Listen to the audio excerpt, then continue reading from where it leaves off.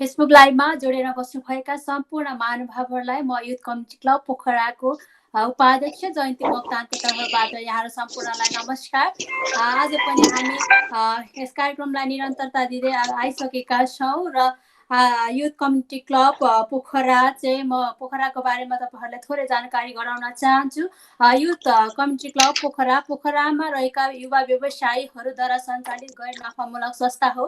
यस संस्थाले युवा व्यवसायीहरूलाई प्रेरणा दिने र युवा व्यवसायीहरूलाई व्यवसाय गर्नका लागि सहयोग गर्ने पुग्ने खालका विभिन्न कार्यक्रमहरू गर्ने गर्दछ र यस क्लबमा आबद्ध रहेका सदस्यहरूलाई भइपरि आउने घटनाहरूको लागि बिमाको पनि व्यवस्था गरिएको छ र यसै क्लबमा आबद्ध रहेका केही सदस्यहरूद्वारा हामीले मित्रता इन्भेस्टमेन्ट कम्पनी पनि सञ्चालनमा ल्याएका छौँ र यस मित्रता इन्भेस्टमेन्ट कम्पनीले एकल व्यवसायबाट सुरु गर्न नसक्ने व्यवसायीहरूलाई हामीले एकजुट भएर व्यवसायहरू सञ्चालन गर्ने भन्ने एउटा उद्देश्यको साथ स्थापना भएको क्लब हो। स्थापना भएको मित्रता इन्भेस्टमेन्ट कम्पनी रहेको छ भन्दै आजको कार्यक्रममा हामीले यस कोरोना कहर यो कार्यक्रमहरूमा चाहिँ हामीले विभिन्न क्षेत्रबाट सफल व्यक्तित्वहरूसँग हामीले कुराकानी गर्ने गर्दछौँ र आज पनि हामीसँग कुराकानी गर्नका निम्ति जोडिसक्नु भएको छ। आजको विशेष हाम्रो शीर्षक रहेको छ कोरोना कहर युवा व्यवसायीहरूको समस्या र समाधान भन्ने विषयमा चाहिँ हामी आज विशेष छलफल गर्ने नै छौँ र आज हामी यस विषयमा कुराकानी गर्नको निम्ति हामीसँग जोडिनु भएको छ। उहाँ हुनुहुन्छ director of Barahi hospitality, Byanjan restaurant, बगैँचा वेलनेस रिजोर्ट, बगैँचा car spa Byanjan car spa, the beach resort and sun lodge. यसै गरी बब जेम्सका उहाँ डिरेक्टर हुनुहुन्छ र यसै गरी उहाँ चाहिँ इमिडिएट पास्ट प्रेसिडेन्ट NYEF पनि हुनुहुन्छ। उहाँ हुनुहुन्छ वैभव पौडेलज्यू। उहाँसँग चाहिँ हामी आज कुराकानी गर्ने नै छौँ। आजको यस लाइभ कार्यक्रममा म उहाँलाई स्वागत गर्न चाहन्छु। स्वागत छ sir. Thank you Jayantiji, Purnaji र youth community club for providing me this platform. Thank you so much. Thank you. Thank you sir. हजुरको जुन टाइम मिलाइदिनु भयो त्यसको लागि युथ कम्युनिटी क्लबको तर्फबाट र मेरो व्यक्तिगत तर्फबाट हजुरलाई धेरै धेरै धन्यवाद दिन चाहन्छु sir. Thank you so much. Thank you. हजुर सर, यो हजुरको अघि मैले यो बायो भन्दै म थाकेको थिएँ। यति धेरै सङ्घ संस्थामा हजुर चाहिँ एकदम आबद्ध हुनुहुन्छ र व्यवसायहरू पनि धेरै सञ्चालन गरिराख्नु भएको छ। आफ्नो व्यवसाय सङ्घ संस्था र व्यवसायलाई चाहिँ कति वर्षदेखि हजुरले सुरु गर्न थाल्नुभयो यो व्यवसाय गर्नको लागि र यो व्यवसाय गर्नको लागि कुनै कोबाट चाहिँ हजुर प्रेरित हुनुभयो सर? हजुर, thank you for the question. सुरुमा मेरो यो अब व्यवसायको भन्नुपर्दाखेरि चाहिँ म आफ्नो पहिलाको 20-22 वर्ष जुन एन्टरप्रेन्योरल जर्नी त्यहाँबाट सुरु गर्न चाहन्छु। मेरो एन्टरप्रेन्योरल जर्नी भन्दा पनि सुरुमा काम चाहिँ म 18 वर्ष हुँदाखेरि जुन अब आइएससी दिएर चाहिँ डक्टरको MBBS को इन्ट्रान्स एक्जामको लागि काठमाडौँ गएको थिएँ। त्यतिखेर चाहिँ लैलैमा साथीहरूको लैलैमा टोफेलको एक्जाम दिएर चाहिँ म उता अमेरिका मेरो फर्दर स्टडिजको लागि कम्प्युटर इन्फर्मेसन सिस्टमको लागि चाहिँ म उता अमेरिका गएँ। त्यसपछि मेरो उतै भयो, उतै पढ्ने काम गर्ने, रेस्टुरेन्टमा काम गरेँ, मैले सेलफोन म्यानुफ्याक्चरमा काम गरेँ, रिटेलमा काम गरेँ, पेट्रोल पम्पमा काम गरेँ, डिपार्टमेन्ट स्टोरमा काम गरेँ। 10वटा भिन्न भिन्नै ठाउँमा काम गरेँ उता। तर त्यहाँ चाहिँ अरूकोमा काम गरेको हुन्थ्यो, म चाहिँ आवाज एज अ वर्करको काममा थिएँ। मैले त टेबल पनि साफ गर्नु पर्यो, मप पनि लाउनु पर्यो, सबै चिजहरू गरेँ मैले, स्यान्डविच बनाउनेदेखि लिएर सबै चिज। अनि पछि चाहिँ मैले जुन अब नेपालमा बुवा आमाहरूले भनेर म नेपाल फर्केर आएँ उता सबै छोडेर। नेपालमा आएपछि बल्ल मेरो जुन चाहिँ 10 वर्ष अगाडि हो त्यतिखेर बल्ल मेरो एन्टरप्रेन्योर जर्नी सुरु भएको ठान्दछु म। र मेरो फर्स्ट एन्टरप्रेन्योर जर्नी नेपालमा चाहिँ व्यञ्जन रेस्टुरेन्टबाट भयो। अब हाम्रो फ्यामिली बिजनेसमा त होटल बारै पहिले बुवा दाइहरूले पहिले इस्टाब्लिस गरिसक्नु भएको थियो, तर इन्डिभिजुअली आफैले गरेकोमा चाहिँ म व्यञ्जन रेस्टुरेन्टबाट सुरु गरेँ। र मेरो त्यसपछिको 2-3 वर्षपछि तपाईँलाई भने जस्तो अरू रेस्टुरेन्टहरू, अरू होटल, रेस्टुरेन्ट, जिम अरूहरू चाहिँ पछि स्थापना भएको। तर मेरो मेन सुरुवात भनेको चाहिँ व्यञ्जन रेस्टुरेन्टबाट भएको। र मेरो इन्सपिरेसन भन्नुपर्दा चाहिँ मेरो बुवा दाइ फ्यामिलीलाई नै भन्छु मेरो इन्सपिरेसन। Thank you. हजुर सर, हजुर यो NYEF को जुन संस्था छ त्यो संस्थाको हजुर इमिडिएट प्रेसिडेन्ट पनि हुनुहुन्छ।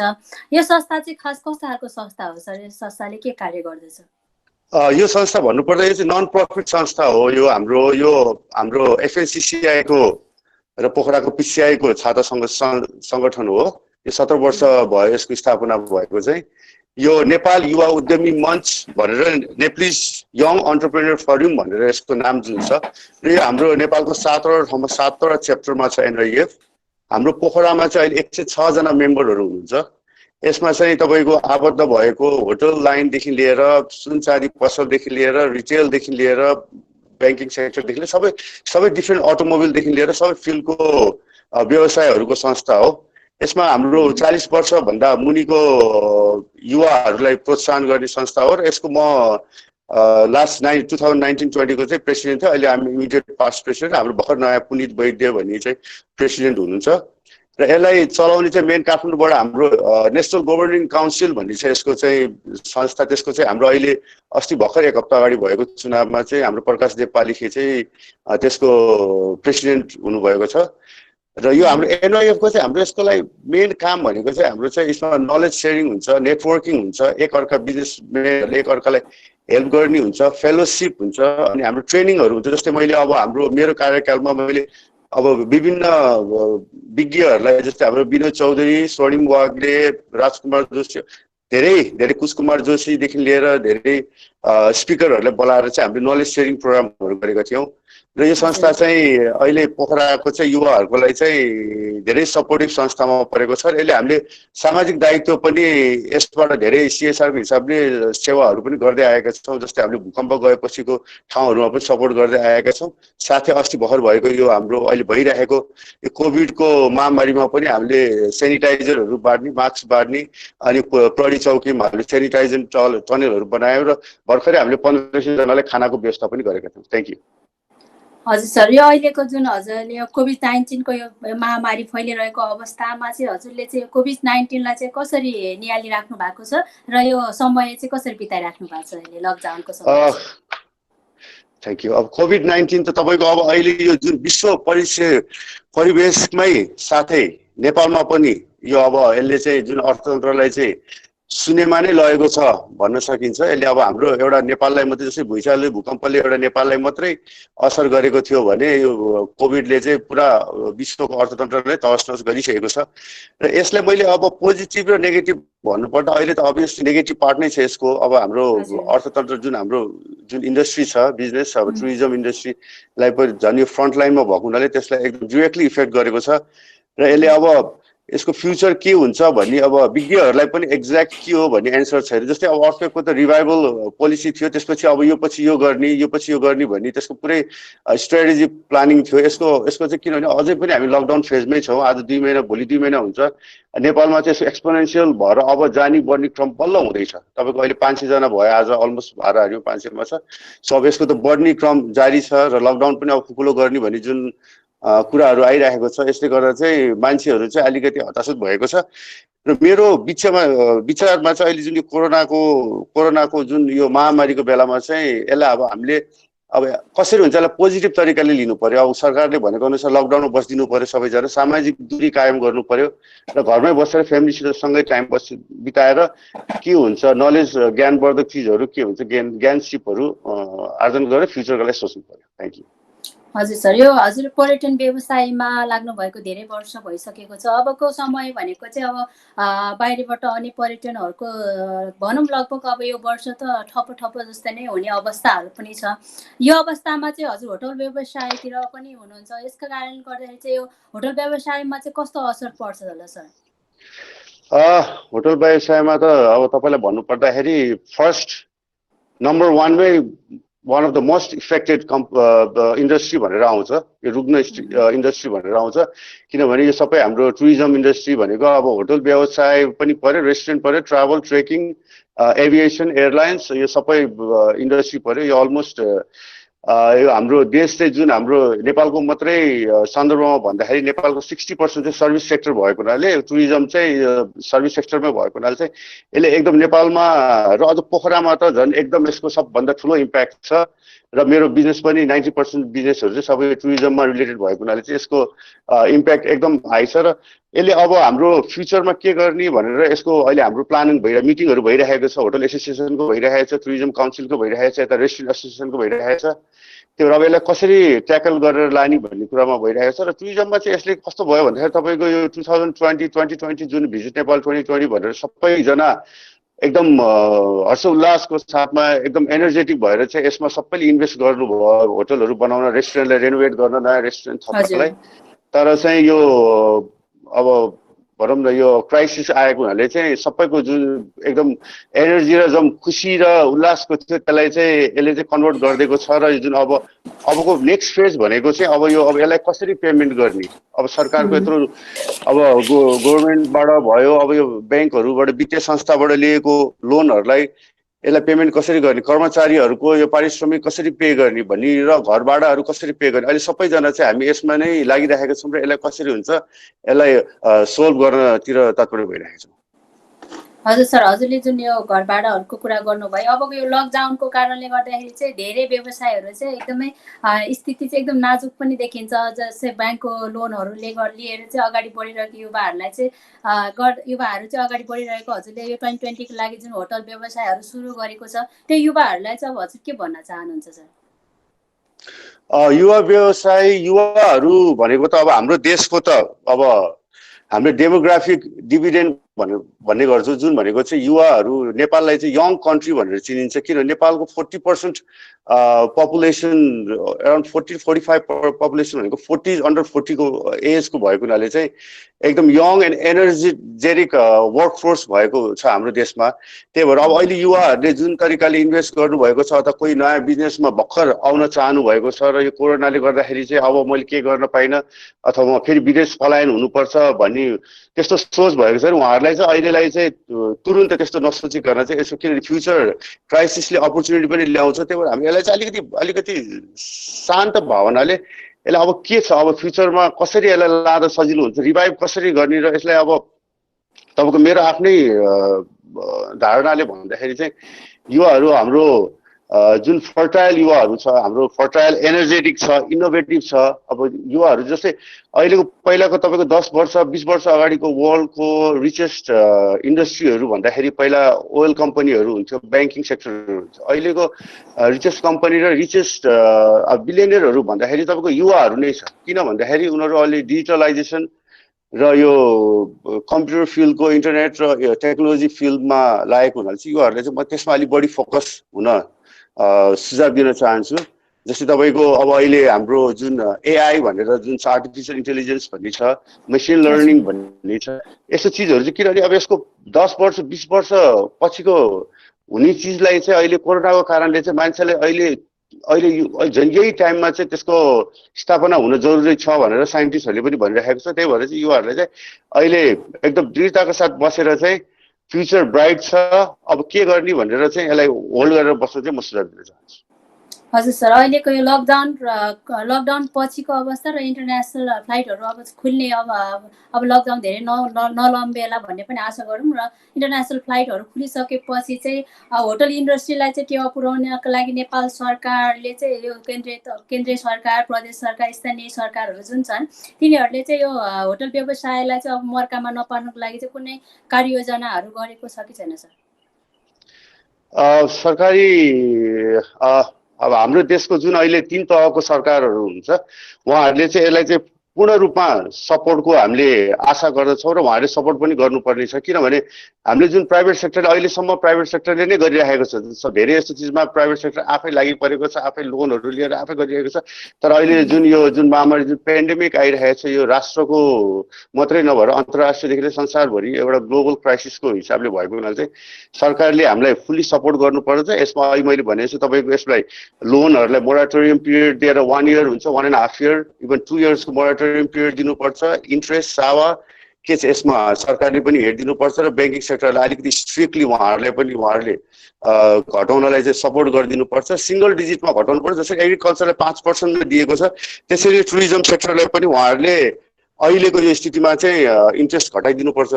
अनि अर्को जुन तपाईँले भन्नुभयो अब सरकारले के एयरपोर्टको कुरा गर्नु, एयरपोर्ट नेपालको अहिले पोजिटिभ पार्ट भनेको चाहिँ जुन अब यो क्राइसिस आउनुभन्दा पहिला चाहिँ के थियो भन्दाखेरि पहिला सबै नेगेटिभ पार्ट चाहिँ के छ भनेर सोद्धाखेरि तपाईँको लोड सेडिङ भन्ने थियो, गभर्मेन्ट स्टेबल नभएको भन्ने थियो, युवाहरू बाहिर गएको भन्ने थियो, सबै थियो। तर अब अहिले जुन चाहिँ यो कालो बादलको चाँदीको रेखा भने जस्तो हाम्रो सिल्भर लाइन भन्दाखेरि चाहिँ अहिले भन्नुपर्दा चाहिँ तपाईँको स्पेसली अझ पोखराको भन्दाखेरि इन्टरनेसनल एयरपोर्ट भएको थियो, लोड सेडिङ पनि छैन, अहिले गभर्मेन्ट पनि स्ट्याब्लिस छ र युवाहरू पनि अहिले बिस्तारै जाने भन्दा नि फर्किने क्रम बिस्तारै बढिरहेको छ। सबै पोजिटिभ पार्ट भएको छ र यसलाई चाहिँ गभर्मेन्टले अहिले तुरुन्तलाई गरिहाल्नु पर्ने भनेको चाहिँ यो अब जुन हाम्रो ब्याङ्किङ सेक्टर र यो इन्ट्रेस्टको चिजहरूलाई चाहिँ उहाँहरूले अलिकति सिरियसली हेरिदिनु पर्यो र हामीलाई चाहिँ एटलिस्ट यो रुग्न स्थिति भएको इन्डस्ट्रीहरूलाई चाहिँ सरकारले सहयोग गर्नुपर्छ भन्ने लाग्छ। Thank you.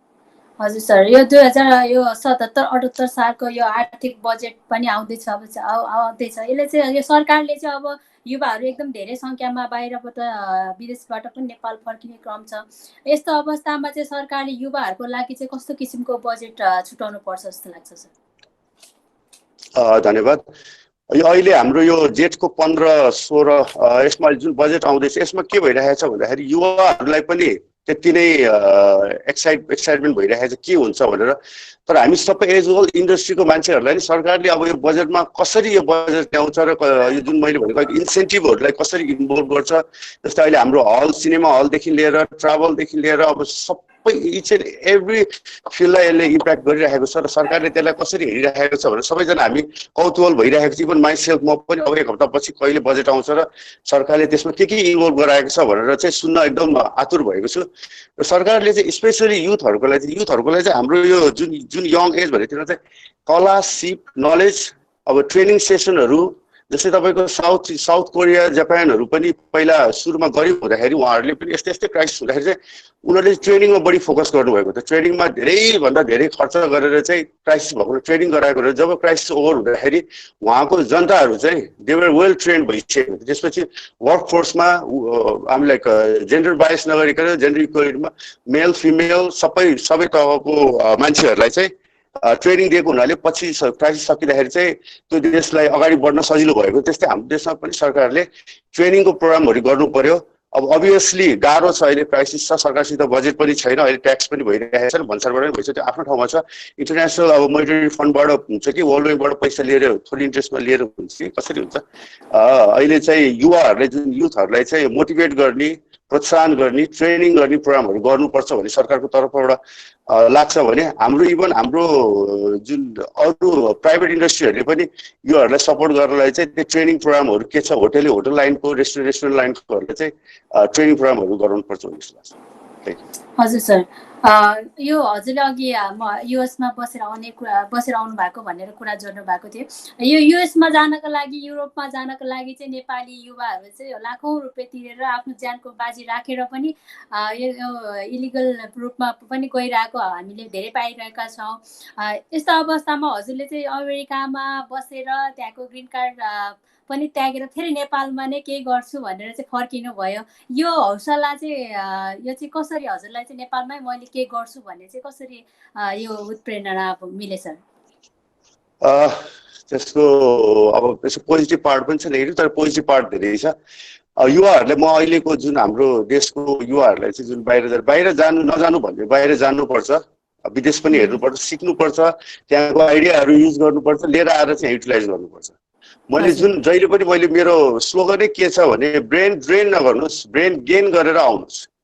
तपाईँले चाहिँ तपाईँको बाहिर विदेशमा गएर चाहिँ उता गएर बस्नुहोस्, 5-10 वर्ष बस्नुहोस्, सिक्नुहोस्, अनि आएर आफ्नो देशमा त्यो चिजलाई युटिलाइज गर्नुहोस् भनेर चाहिँ जहिले पनि मैले मेरो जुनै पनि प्रोग्राममा मैले त्यो चाहिँ यो स्लोगन चाहिँ युज गर्ने गरेको छु। र मेरो कुरामा चाहिँ के छ भने नेपाल अहिले पनि मैले जहिले पनि भन्छु नेपाल भर्जिन छ, नेपालमा गर्ने, किनभने नेपाल सेचुरेट नभएको, जस्तो बाहिर अमेरिकामा अरू देशहरूमा सेचुरेट भइसकेको छ।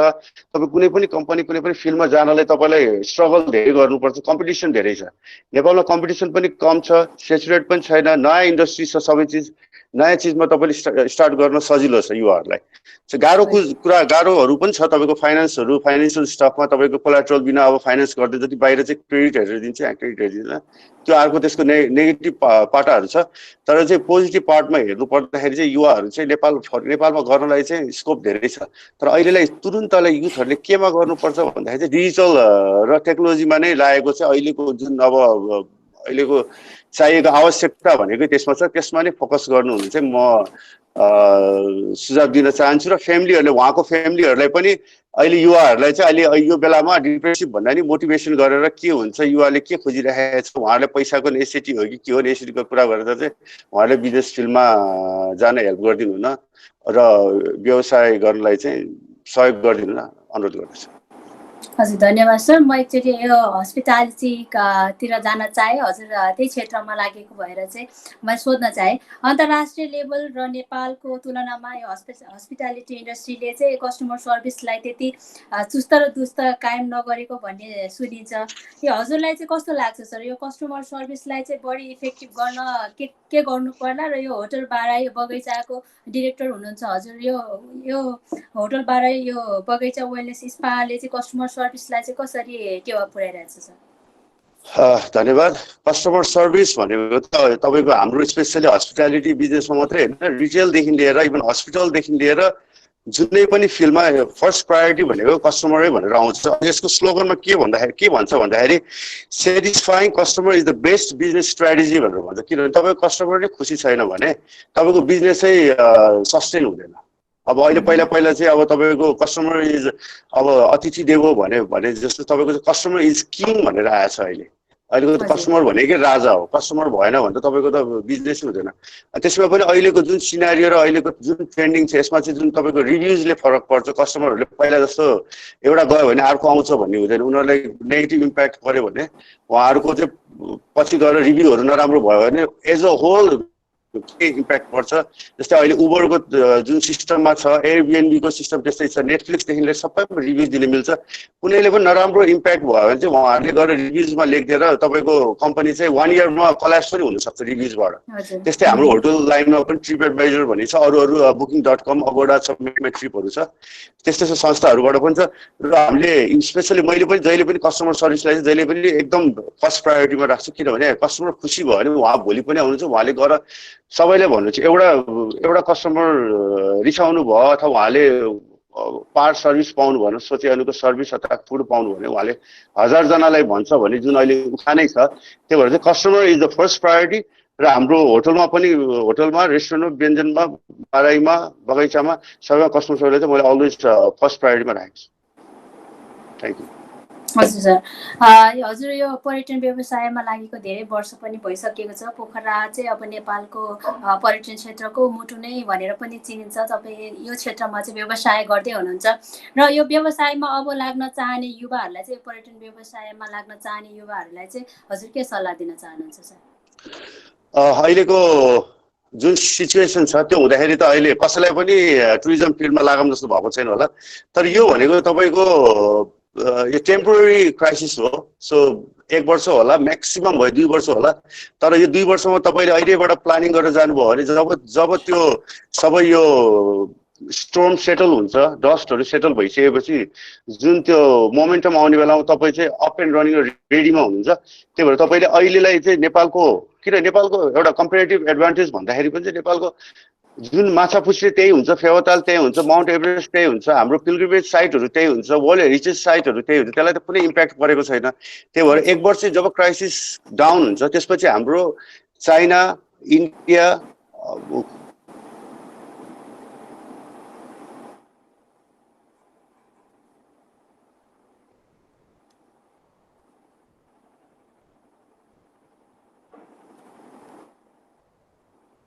प्राविधिक गडबडी कारणले गर्दाखेरि चाहिँ हामीसँग बाइबा पौडेल ज्यू जोडिनु भएको छ। उहाँ चाहिँ अहिले ग्रुप यहाँबाट लाइनबाट अफ हुनु भएको छ। उहाँ जोडिने हुनेछ भन्ने पनि आशा गर्दछु।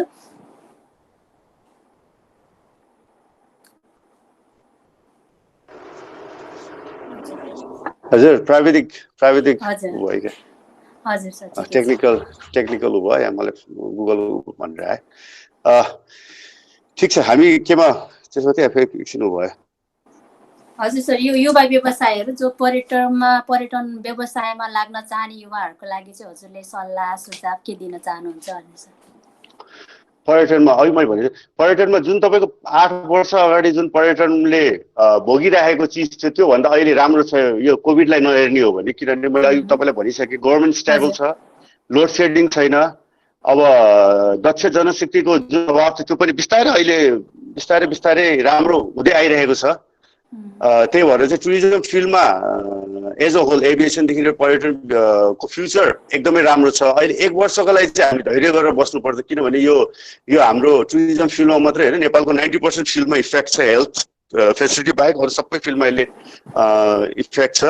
अनि पोखराको बारेमा जुन गण्डकी प्रदेश जुन हाम्रो अब राष्ट्रकै टुरिज्मको क्यापिटल भनेर चिनिन्छ, यसको लागि चाहिँ झन् अझ टुरिज्म फिल्ड भनेको चाहिँ एउटा एपिसेन्टरै यही हो, लोकस्ट भने पनि हुन्छ। यो चाहिँ तपाईँको अरू फिल्ड भन्दा टुरिज्म सेक्टर चाहिँ अहिलेको लागि चाहिँ युवाहरूले फर्स्ट प्रायोरिटीमा लिन चाहिँ सुझाव दिन चाहन्छु। र 1 वर्षको लागि चाहिँ उहाँलाई धैर्य गर्न चाहन्छु। यतिखेर चाहिँ ट्रेनिङ गर्नुहोस्, कुनै सिपहरू सिक्नुहोस् र यसको लागि के गर्नुहोस्, रिसर्चहरू गर्नुहोस् र फ्युचरको लागि चाहिँ रेडी भएर बस्न चाहिँ म सुझाव दिन चाहन्छु। हजुर सर, यो जुन 1 वर्षको यो अब 1 वर्षसम्म चाहिँ हामी अलिकति मुभ हुनलाई नै गाह्रो भएको अवस्था पनि छ। यो नयाँ व्यवसायहरू सुरु गरिराखेको छ पर्यटन क्षेत्रमा र 1 वर्षको लागि जुन अब लेक साइडकै कुरा गरौँ, लेक साइडमा यो घर भाडाको कुरा गर्ने हो भने यहाँ एकदम लाखौँ रुपैयाँमा चाहिँ एउटा सटरको भाडाहरू तिरिराखेको व्यवसायहरू पनि छ। अब यो अवस्थामा चाहिँ कसरी सर्भाइभ हुन सकिन्छ सर? भाडाको विषय गर्नु, भाडाको विषयमा चाहिँ एक्ज्याक्टली अब यो हुनुपर्छ भनेर मैले पनि भन्न पनि मिल्दैन। तर चाहिँ मैले मेरो आफ्नो पोइन्ट अफ भ्यू भन्दाखेरि चाहिँ अहिले भाडाको कस्तो छ भने तपाईँको जसले पनि भाडा लिएको छ तपाईँको उहाँहरूले पनि आफ्नो ठाउँ अर्कोलाई भाडामा दिनुभएको छ। जस्तै अब सबैको छैन होला, कोहीको अब जस्तै हाम्रो होटल चाहिँ आफ्नै ल्यान्डमा भएको हुनाले मलाई एउटा प्रब्लम छैन, तर रेस्टुरेन्ट अरू पार्टहरू फेरि भाडामा लिएको छ। त्यही भएर अब चाहिँ सबैले इम्प्याक्ट परेको छ। स्टाफहरू भाडामा बसिराख्नु भएको छ। उहाँहरू अब पोखरामा बसेर वेट गरेर बसिराख्नु भएको छ कि कहिले मेरो रेस्टुरेन्ट खोल्छ र फेरि काममा रिजोइन गरौँ भनेर बसिराख्नु भएको छ।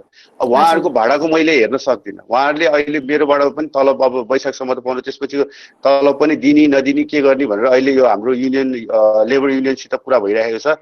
एक्ज्याक्ट यो भनेर ठोस कङ्क्रिट डिसिजन भन्ने आएको छैन। त्यही भएर भाडाको विषयमा चाहिँ एक्ज्याक्ट मैले पनि कङ्क्रिट डिसिजन दिन सक्दिनँ।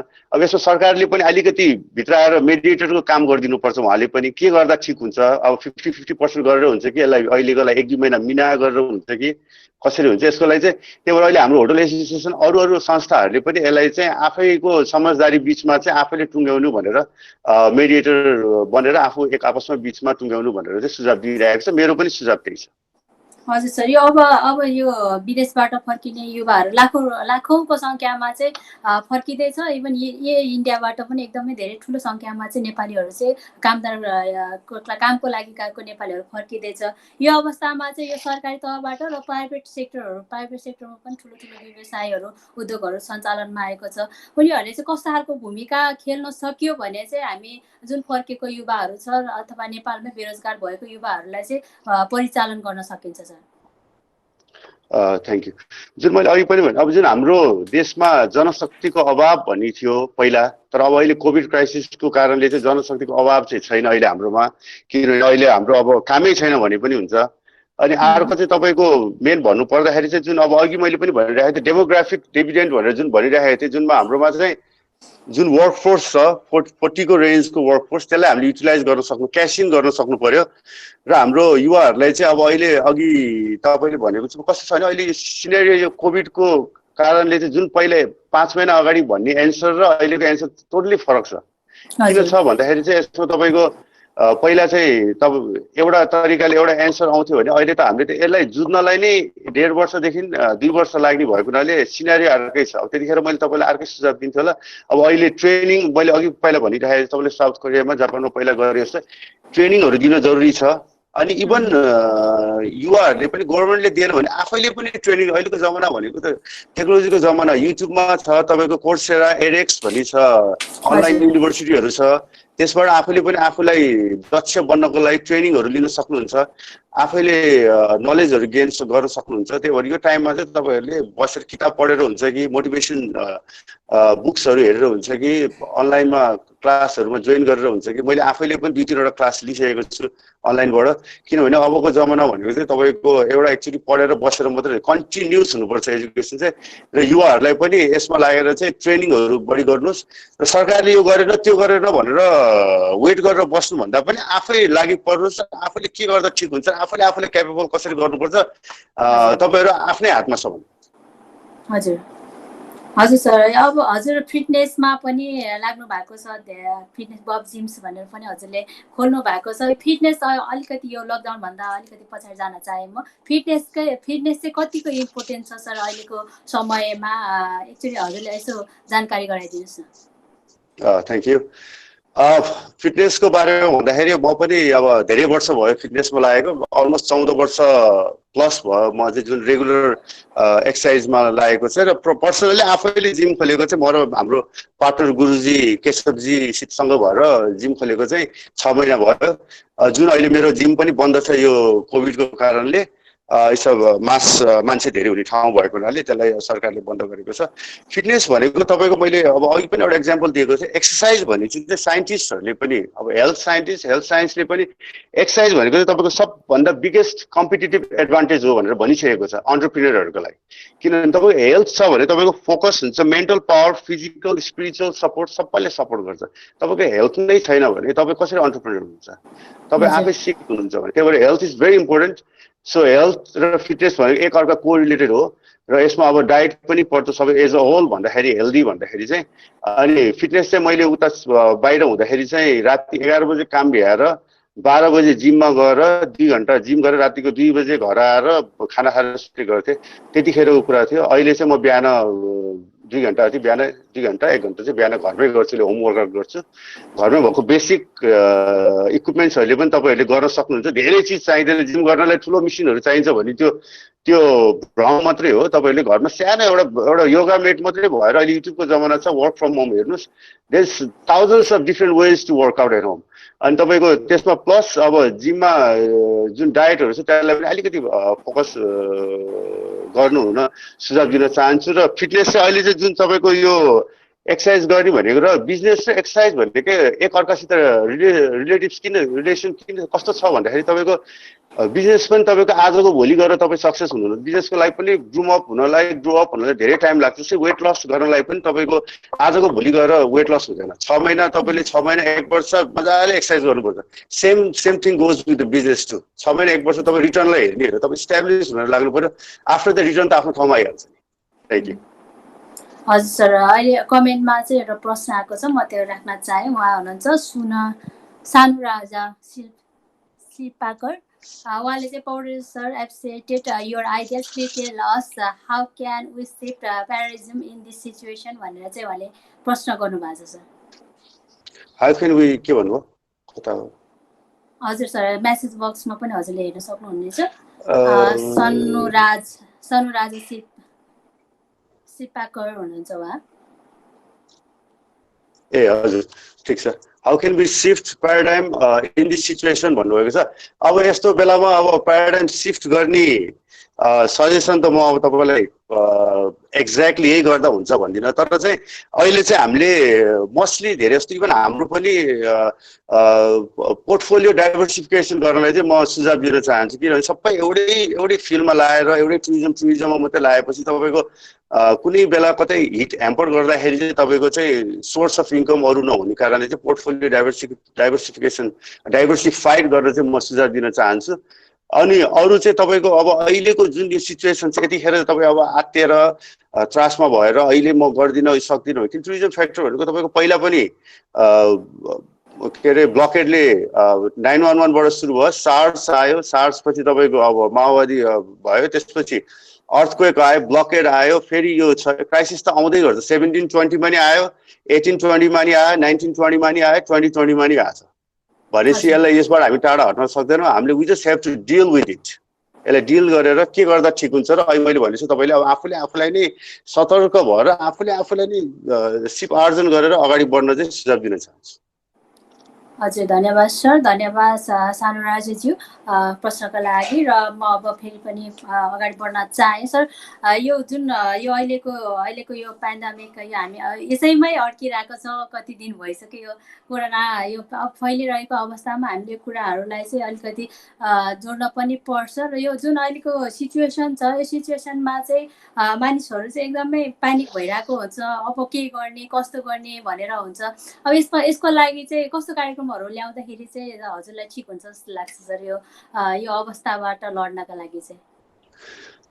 यसको जुन अब कोरोनाबाट लड्नलाई एक्ज्याक्ट यो भन्ने छैन अहिले, किनभने हामी आफै पनि तपाईँ हामी सबै लकडाउन फेजमा छौँ।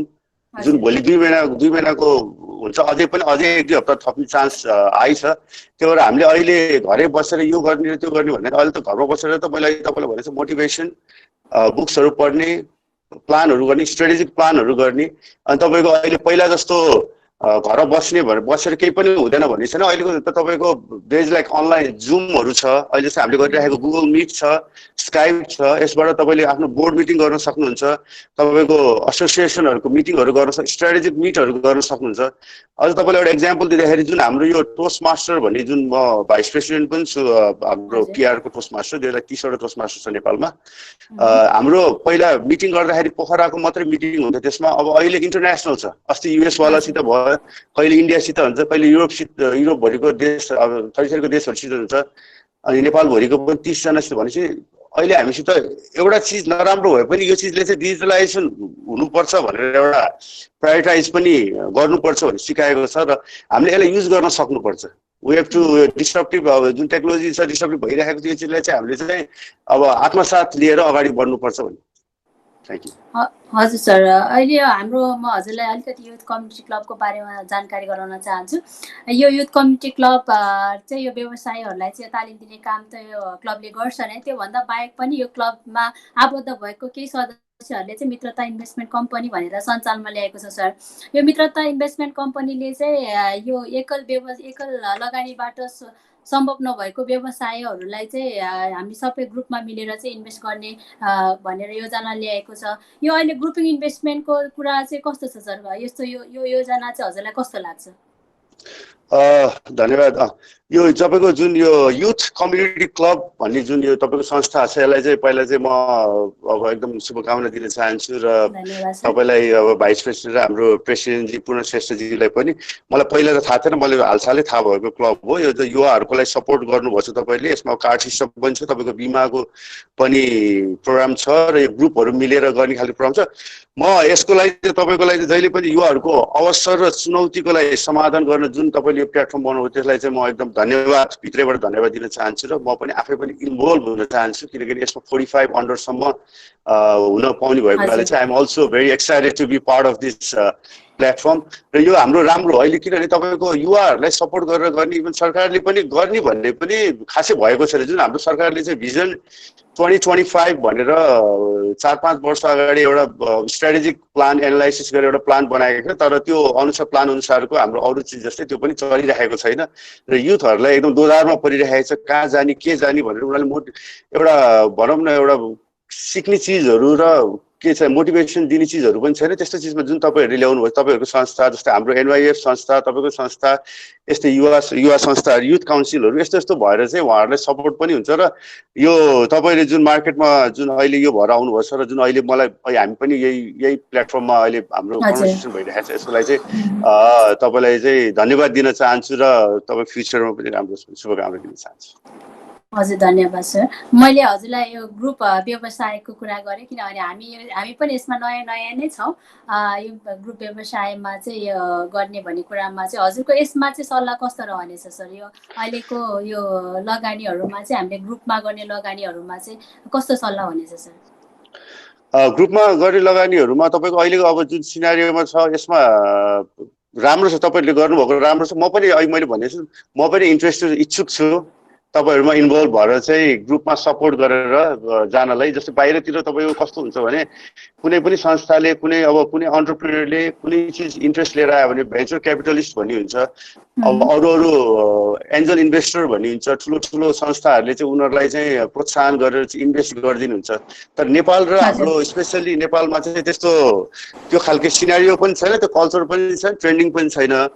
यस्तोमा चाहिँ तपाईँहरूले कुनै आइडिया आयो भने ग्रुपहरू भएर चाहिँ त्यो चिजलाई चाहिँ कुनै आइडियाजहरूलाई चाहिँ अझै अपग्रेड गरेर अझै त्यसलाई अगाडि लान चाहिँ हेल्प गर्छ।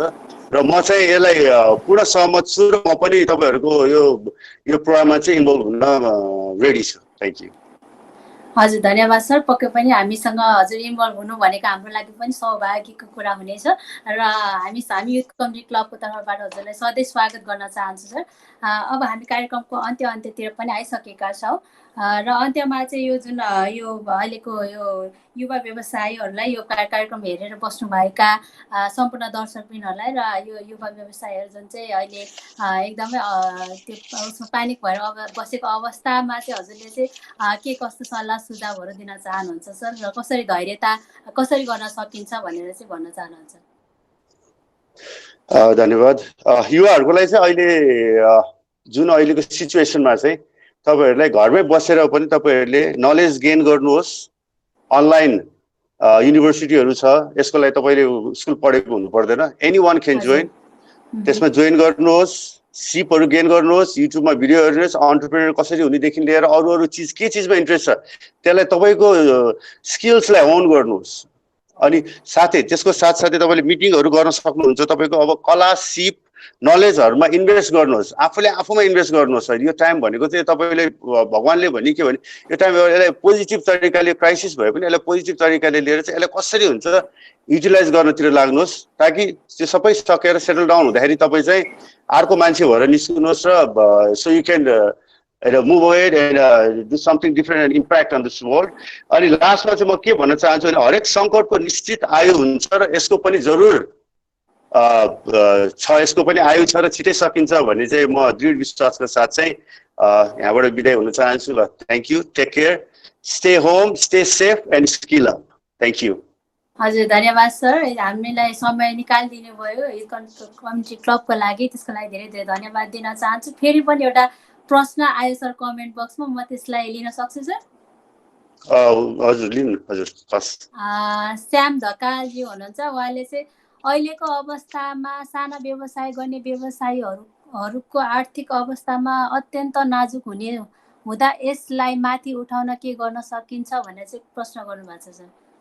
अलिकति प्रश्न इनबक्समा हेर्न सक्नुहुन्छ।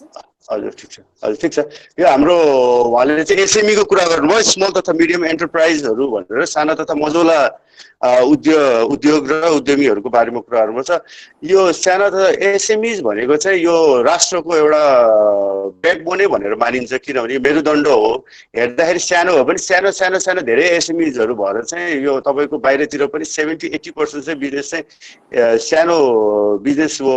मम एन्ड पप बिजनेस भनिन्छ, फ्यामिली बिजनेस टाइपको। हाम्रो नेपालमा पनि दोकानहरू भएको, उहाँहरूको जस्तो इन्डस्ट्रीले नै मजबुत बनाउँछ अर्थशास्त्रलाई। यसमा चाहिँ तपाईँलाई अहिलेको तुरुन्तलाई के गर्नुपर्छ भने तपाईँको अभियसली दोकानहरू छ, यो छ, अब लोन पनि हुन्छ, सानो होला, लोन धेरैको हुन्छ। अनि तपाईँको घर भाडाको कुरा छ। अब घर भाडाको चाहिँ तपाईँहरूले अब सरकारले गर्देला भन्ने पनि छैन, तपाईँ सङ्घ संस्थाले पनि त्यसलाई गएर बिचमा गएर मेडिटेट गर्न मिल्दैन। त्यसमा तपाईँहरू आफैहरू घर भाडा र तपाईँहरू बिच मिलेर त्यसलाई समाधान गर्नतिर लाग्नुपर्छ। र यसकोमा चाहिँ तपाईँले अब अनलाइन बिजनेसतिर अलिकति फोकस गर्नुहोस्। तपाईँको अनलाइन पेमेन्टहरू लिन सक्नुहुन्छ कि यी सेवाहरूबाट लिन सक्नुहुन्छ कि कसरी हुन्छ, अलिकति डिजिटलाइजेसनतिर चाहिँ अलिकति फोकस गर्नुहुन चाहिँ म सुझाव दिन चाहन्छु। र अब अहिलेलाई धैर्य गरेर बस्नुहोस्, यो सबैलाई भएको चिज हो। अब यसको एउटा सल्युसन, एउटा दबाई भन्ने, स्नेक ओइल भन्ने छैन। सो अब इम्ब्रेस द स्टर्म, यो सेटल डाउन हुन्छ अनि we will bounce back. Thank you. हजुर धन्यवाद सर। केही प्रश्न भए राखिदिनु हुन फेरि पनि अनुरोध गर्दछु, किनभने हामी अब अन्त्यतिर आइसकेका छौँ।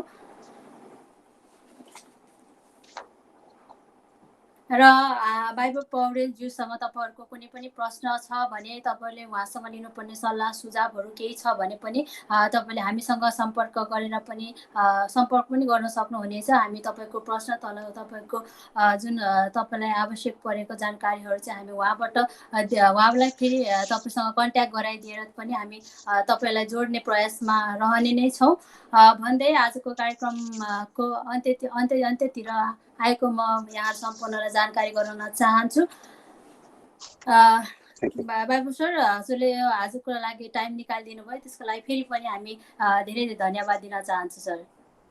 Thank you. It's my pleasure. Thank you so much. See you guys soon. Stay safe. Thank you. हजुर सर, धन्यवाद सर। हजुर पनि सेफ बस्नुहोला र हाम्रो युथ कमिटी क्लबसँग छिटैभन्दा छिटै आबद्ध हुनेछ भने पनि म हजुरलाई आग्रह गर्न चाहन्छु भन्दै फेरि पनि हजुरलाई धन्यवाद दिँदै म कार्यक्रमको अन्त्यतिर जान चाहन्छु। र आजको कार्यक्रममा हामीसँग जोडिनु भएको थियो डिरेक्टर हुनुहुन्थ्यो वा होटल बारे हस्पिटालिटी, व्यञ्जन रेस्टुरेन्ट, बगैँचा वेलनेस रिजोर्ट, बगैँचा car spa, the beach resort and sun lodge, buff जिम्सका डिरेक्टर हुनुहुन्थ्यो बाइबल पौडेलज्यू। उहाँसँग हामीले धेरै कुराकानी गऱ्यौँ। पक्कै पनि तपाईँहरूलाई पनि यो कुराकानीबाट र अबको आउने समयको लागि र भविष्यको योजनाहरूको बारेमा केही न केही पक्कै पनि तपाईँहरूलाई सहयोग पुग्यो होला भन्ने पनि म आशा गर्दछु। र यहाँले यतिन्जेलसम्म साथ दिनुभयो लाइभ कार्यक्रममा जोडेर, यसको लागि पनि यहाँ सम्पूर्णलाई म धेरै धेरै धन्यवाद दिन चाहन्छु।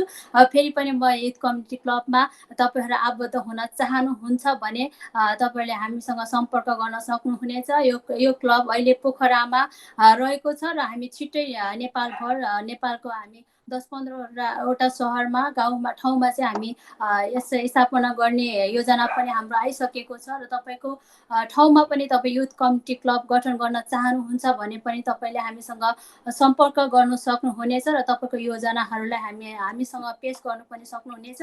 र तपाईँ मित्रता इन्भेस्टमेन्ट कम्पनीसँग रहेर काम गर्न चाहनुहुन्छ भने पनि तपाईँसँग नयाँ योजनाहरू र नेपालमा गर्न सकिने भविष्यमा कुनै व्यवसायहरू छ, तपाईँसँग योजना छ भने पनि हामीसँग पेश गर्न सक्नुहुनेछ र तपाईँको योजनालाई हामी निहाल्नेछौँ। र हाम्रो क्लब र हाम्रो इन्भेस्टमेन्ट कम्पनीको जुन योजना समिति छ, योजना समितिमा राखेर तपाईँले योजनाहरू पेश गर्न पनि सक्नुहुनेछ। र तपाईँहरूको योजना राम्रो लागेको खण्डमा हामी मित्रता इन्भेस्टमेन्ट कम्पनी सधैँ तपाईँहरूको साथमा हुने नै छौँ भन्दै तपाईँहरू सम्पूर्णलाई यतिन्जेलसम्म साथ दिनुभएकोमा धेरै धेरै धन्यवाद दिँदै भोलि पनि हामी फेरि पनि भेट 2 बजे हामी लाइभमा जोडिने नै छौँ भन्दै यहाँ सम्पूर्णलाई चाहिँ म आजको लागि धन्यवाद दिँदै बिदा हुन चाहन्छु। हस्त, नमस्ते।